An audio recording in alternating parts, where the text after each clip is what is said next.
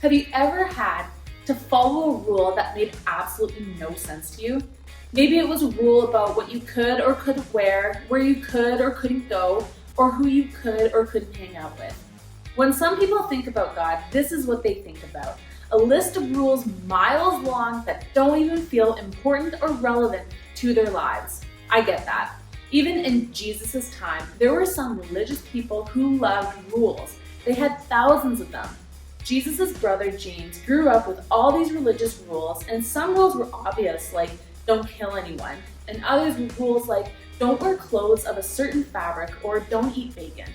These rules served a purpose, like keeping people safe and healthy, but after Jesus showed up, the Jewish people who followed Jesus began to realize that because Jesus had made things right with them and God, they weren't required to follow all these rules anymore. Jesus introduced a new rule that would complete those hundreds of old rules.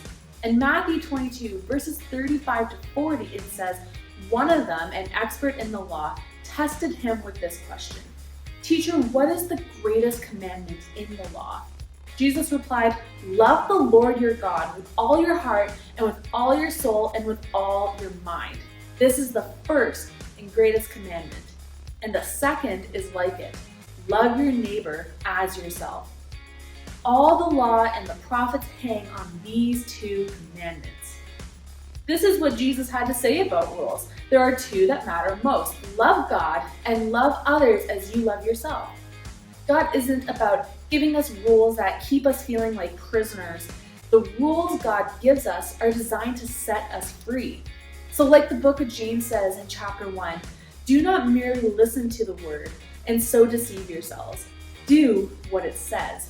Anyone who listens to the word but does not do what it says is like someone who looks at his face in a mirror and after looking at himself goes away and immediately forgets what they look like. But whoever looks intently into the perfect law that gives freedom and continues in it, not forgetting what they have heard but doing it, they will be blessed in what they do. God's rule is love, and when we follow it, we discover that the right rules can set you free.